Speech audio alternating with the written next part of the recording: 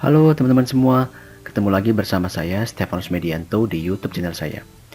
Nah, di video kali ini saya akan sharing satu insight, yaitu bagaimana caranya kita mendapatkan big passive income dengan strategi dividend investing.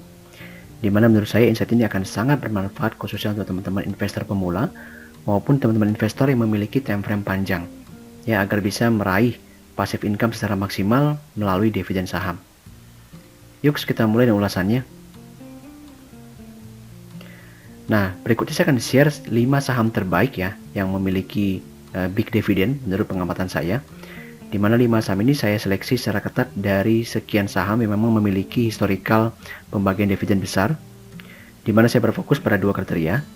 Yang pertama yaitu historical performance daripada EPS perusahaan, dan yang kedua yaitu historical daripada besaran dividen perusahaan.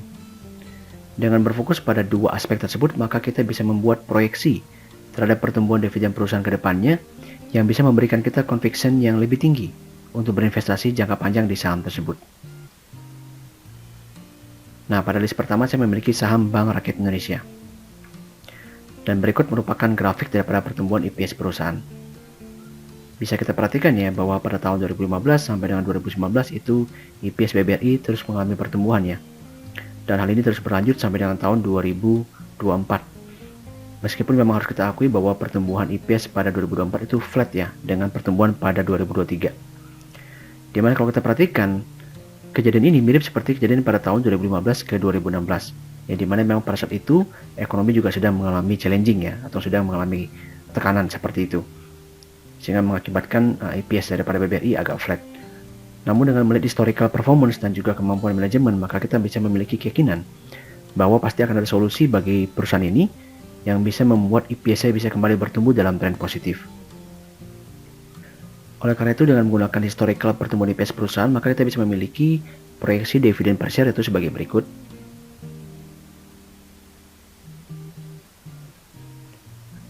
Dengan estimasi growth di level 15%, maka dividen per share perusahaan akan bisa bertumbuh sebagai berikut. Di tahun 2024 itu di level Rp343, namun dengan proyeksi tersebut maka kita bisa peroleh dividen per share perusahaan BBRI pada tahun 2030 di level Rp792 per lembar saham, yang artinya memang mampu naik lebih dari 2 kali lipat di tahun 2030. Dan dari dividen per share ini juga kita bisa peroleh estimasi dividen yield perusahaan yaitu sebagai berikut. Jadi jika kita membeli saham BBRI di level 3.650 pada saat video ini saya buat, maka di tahun 2024 berarti kita bisa memperoleh dividen yield sebesar 9,4%. Dan dengan mengestimasikan pertumbuhannya, maka pada tahun 2030 bisa diperoleh dividen yield sebesar 21,7% dari pertumbuhan dividen per share perusahaan.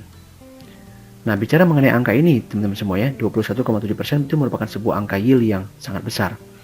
Karena kalau kita bandingkan dengan bisnis real saja, kalau hanya dalam waktu 5 tahun itu sulit sekali untuk bisa memberikan return lebih dari 20%. Namun ini bisa teman-teman capai dengan hanya berinvestasi pada saham BBRI. Nah, pada list kedua saya memiliki saham Astra International Tbk. Dan berikut merupakan grafik daripada pertumbuhan EPS-nya. Nah, seperti yang kita lihat juga sama ya. Ini EPS-nya terus bertumbuh dari 2015 ke 2019, kemudian juga berlanjut sampai dengan 2024. Meskipun memang kalau kita perhatikan kejadian yang hampir sama ya seperti BBRI ya, di mana EPS pada 2024 itu bertumbuh flat dibandingkan dengan 2023. Ini sama kejadiannya di tahun 2019 versus 2018 gitu ya. Dimana kalau kita kembali melihat ya historical performance dan juga kemampuan manajemen perusahaan, maka saya cukup yakin nih pasti akan ada jalan bagi Astra untuk kembali meningkatkan pertumbuhan EPS-nya ke dalam tren yang positif. Oleh karena itu kita kembali menggunakan estimation growth sebesar 15% untuk memproyeksikan pertumbuhan dividen per share perusahaan. Di mana pada tahun 2024 itu di level Rp841, ini akhirnya mampu bertumbuh ke level Rp1.946 per lembar saham pada 2030. Dan dari angka dividen per share ini kita kembali dapat menghitung estimasi daripada dividen yield yang bisa kita peroleh, yaitu sebagai berikut. Dimana kalau kita membeli saham Astra International pada level 4.700, berarti yield yang kita peroleh pada 2024 itu di level 11,09%. Dimana kalau kita simulasikan, maka dividen ini akan bisa terus bertumbuh sampai dengan level 25,64% pada 2030. Nah, ini sebuah angka yang sangat bagus ya teman-teman semua. Ini bahkan lebih tinggi dibandingkan capaian pada angka BBRI. Berarti pada simulasi ini saya bisa nyatakan bahwa ASI masih memimpin ya dari simulasi dividen yield yang akan diperoleh. Berikutnya kita masuk dalam saham ketiga, yaitu saham Bank Mandiri. Nah, dari grafik pertumbuhan IPS-nya memang kalau kita perhatikan ini agak berbeda ya. Bank Mandiri sempat mengalami tren negatif ya di 2015, 2016, 2017 gitu ya. Namun dengan improvement fundamental yang dilakukan oleh perusahaan pada tahun 2017, maka berhasil kembali mengerek pertumbuhan daripada IPS perusahaan ya, itu kembali berada dalam zona positifnya di tahun 2018, 2019, berlanjut sampai dengan 2022, 2023. Sementara untuk 2020 sampai 2021 memang tidak saya sampaikan karena memang itu kan adalah masa pandemi COVID ya, jadi saya anggap itu sebagai sebuah anomali. Nah, namun kejadian yang sama kurang lebih terjadi lagi nih di tahun 2024 dengan 2023 ini pertumbuhannya relatif flat ya. Namun berdasarkan historical performance-nya, maka di sini kita meyakini bahwa pasti akan ada solusi dari manajemen perusahaan untuk kembali membawa IPS perusahaan itu bertumbuh dalam tren positifnya. Oleh karena itu kita bisa kembali menggunakan estimation growth di level 15% ya untuk menghitung dividen per share perusahaan. Di mana pada tahun 2024 itu di level Rp466 per lembar saham, dan kalau bisa terus bertumbuh, maka pada tahun 2030 bisa mencapai Rp1.076 per lembar saham. Ya, jadi kurang lebih sama ya, itu lebih dari 2 kali lipat dibandingkan pada capaian dividen per share di 2024. Dan dari angka ini kita kembali bisa menghitung dividen yield yang bisa diperoleh oleh perusahaan, yaitu sebagai berikut. Di mana jika kita membeli saham BMRI pada level 4.500 ya, maka kita bisa peroleh dividen yield sebesar 10,36%. Dan dengan menggunakan estimasi yang sama, maka yield ini bisa bertumbuh ke level 23,91% di tahun 2030. Di mana pada estimasi kita ini ternyata bisa lebih tinggi ya dibandingkan pada capaian BBRI, namun masih lebih rendah dibandingkan pada capaian ASI. Oleh karena itu ASI di sini masih menempati posisi tertinggi. Nah, berikutnya merupakan saham Bank Negara Indonesia ya pada urutan keempat. Dan berikut merupakan grafik pertumbuhan IPS-nya. Nah, untuk BNI sendiri ini sangat bagus sekali ya. Jadi grafiknya terus bertumbuh dari 2015 sampai dengan 2024 saat ini ya. Dimana kalau kita perhatikan memang trennya positif. Jadi kalau kita mengacu pada historical performance ini, maka saya juga cukup meyakini bahwa IPS daripada BBNI dapat terus bertumbuh nih dalam tren yang positif yang kita harapkan. Oleh karena itu kita dapat kembali menggunakan estimation growth sebesar 15% untuk memproyeksikan dividen per share perusahaan, di mana pada 2024 itu dicapai pada level Rp374 per lembar saham, dan ini akan bisa bertumbuh ke level Rp865 per lembar saham pada 2030. Dan dari angka ini kita kembali bisa menghitung dividen yield yang akan kita peroleh, yaitu sebagai berikut. Dimana kalau kita membeli saham BBNI pada level 3.700 pada saat video ini saya buat, maka kita bisa peroleh dividen yield sebesar 10,11%. Dan kalau kita teruskan simulasinya pada 2030, maka kita bisa peroleh di level 23,38%. Sedikit lebih rendah daripada saham Bank Mandiri, namun lebih tinggi dibandingkan saham BBRI dan lebih rendah dibandingkan dengan saham ASI.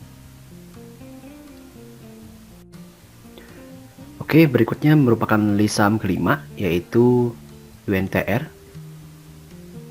Dan berikut merupakan grafik daripada IPS-nya, di mana dapat kita perhatikan bahwa pada tahun 2015 sampai dengan 2019 ini IPS-nya terus bertumbuh ya.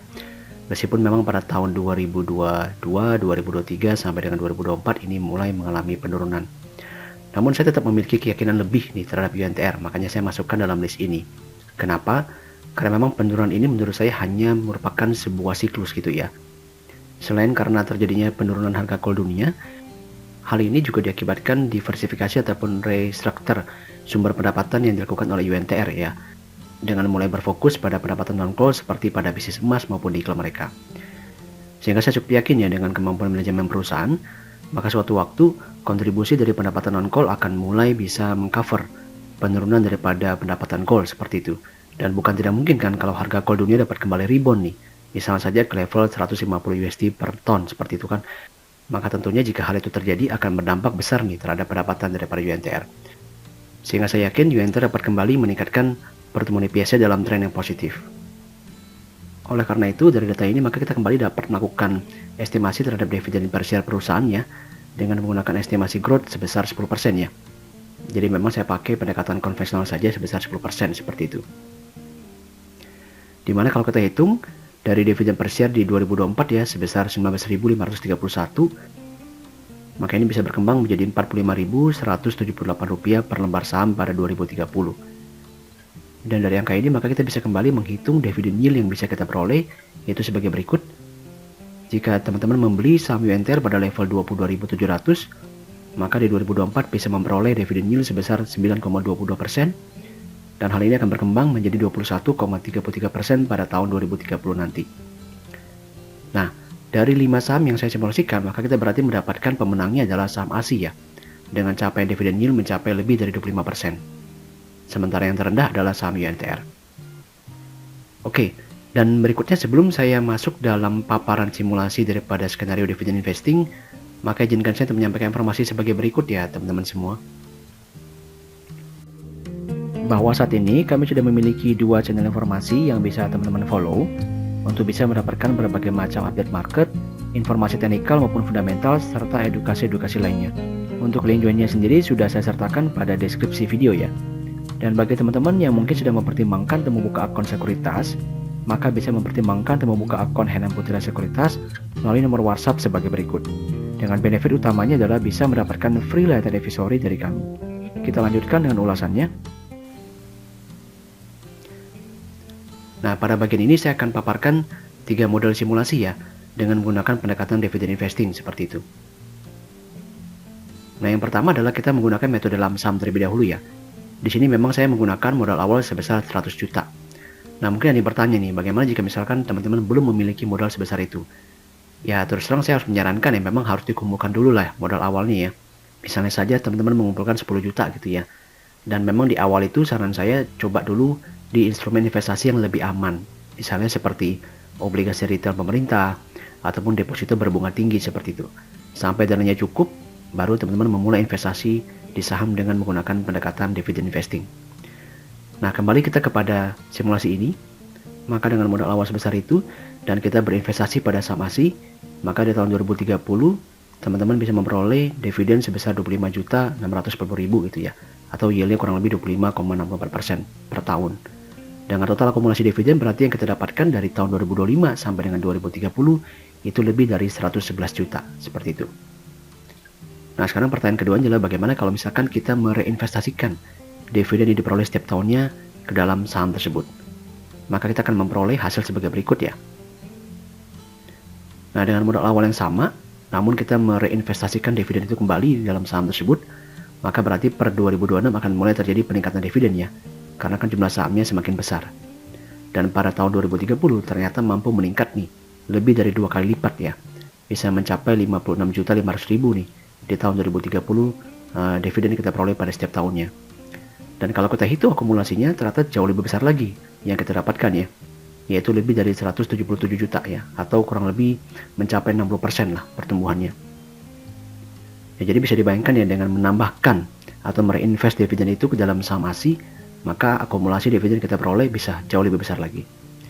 Dan sekarang kalau misalkan pada simulasi ketiga, yaitu kalau misalnya teman-teman memiliki rezeki lebih ya, bisa melakukan DCA atau investasi bulanan pada setiap tahunnya, maka kita akan dapatkan hasil sebagai berikut ya. Nah, misalnya di modal awal sama ya, 100 juta, lalu teman-teman melakukan reinvest dividen yang diterima dan juga melakukan investasi DCA ya. Di sini DCA-nya saya menggunakan simulasi saja ya. Jadi di tahun 2025 itu 2 juta per bulan. Kemudian setiap tahunnya bertambah 500.000 jadi 2,5 juta, 3 juta, 3,5 juta, 4 juta sampai dengan 4,5 juta di 2030. Nah, berarti untuk modal awalnya teman-teman akan menginvestasikan sebesar 338.500.000 seperti itu. Nah, kalau kita tambahkan dengan hasil dividen yang direinvestasikan, maka berarti di tahun 2030 itu teman-teman akan mendapatkan dividen per tahunnya ya, itu lebih dari 122 juta per tahun. Dengan total akumulasi dividen yang kita peroleh dari 2025 sampai dengan 2030 itu mencapai 318 juta lebih seperti itu. Secara dividen yield memang terlihat lebih kecil ya. Kalau kita bandingkan dengan simulasi kedua itu di level 56%, sedangkan simulasi ketiga itu kurang lebih di level 36% gitu ya. Tapi bisa dilihat nih, angkanya jauh sekali melonjaknya gitu ya. Nah, jadi hal ini perlu kita perhatikan ya. Semakin cepat kita berinvestasi, semakin banyak juga modal yang kita investasikan, maka memang akan memberikan dampak berbunga yang sangat besar nih terhadap pendapatan dividen yang kita peroleh ya. Harapannya kalau misalkan teman-teman bisa mendapatkan passive income dengan level yang cukup tinggi, maka tentu saja ini akan bisa berdampak kan terhadap finansial teman-teman semua. Ya, semisalnya saja lah ya, ada teman-teman yang memiliki modal lebih, misalkan 200 juta, 500 juta, atau mungkin bahkan 1 miliar. Nah, maka bisa teman-teman simulasikan sendiri nih, bagaimana besaran dampak yang diperoleh nih terhadap dividen investing yang kita lakukan, sehingga bisa menghasilkan passive income yang lebih besar lagi. Nah, silakan teman-teman melakukan simulasi secara mandiri, dan nanti sampaikan pendapat dan hasilnya di kolom komentar ya. Demikian sharing saya untuk 5 saham dan juga simulasi dividen investingnya. Namun sebagai penutup saya juga ingin menyampaikan 2 hal ya. Yaitu yang pertama, teman-teman juga bisa berinvestasi pada saham BBNI ya, sebagai alternatif. Karena saat ini BBNI dividen payout ratio-nya masih di bawah Bank Mandiri ya, di level 77%, dan juga BBRI ya di level 85%. Jadi saat ini BBNI masih di level 65%. Sehingga bukan tidak mungkin masih ada ruang yang cukup terbuka bagi perusahaan ini untuk kembali meningkatkan dividen payout ratio-nya ke level mungkin 70%, 75% dalam beberapa tahun yang akan datang. Sehingga bukan tidak mungkin dividennya bisa melebihi Astra International. Nah, saran kedua juga saham UNTR ya. Seperti yang saya katakan tadi ya. Kenapa UNTR? Karena UNTR bisa berpotensi kembali memberikan dividen spesial kan. Kalau misalnya saja suatu hari nanti harga komoditas coal dapat kembali rebound kuat, yang didukung juga dengan pemulihan harga nikel yang juga kembali bisa rebound kuat, serta stabil harga emas. Maka bukan tidak mungkin UNTR dapat kembali membukukan laba yang luar biasa kan, sehingga bisa kembali berpeluang membagikan dividen spesial seperti yang terjadi pada tahun 2022 lalu. Silakan teman-teman nonton kembali ya ulasannya dari awal hingga akhir jika dirasa ada yang kurang jelas. Dan juga bagi teman-teman yang mungkin tidak sengaja mampir di YouTube channel ini, saya minta dukungannya untuk like, share, subscribe, dan juga nyalakan lonceng notifikasinya agar bisa terus mendapatkan update video dari saya. Dan juga bagi teman-teman yang ingin mendapatkan update harian dan juga update teknikal dari saham-saham ini sehingga bisa mendapatkan titik entry yang lebih tepat ya, maka silakan join free channel Telegram saya ya. Untuk link joinnya sudah saya sertakan pada deskripsi video. Thanks for watching dan see you in the next video.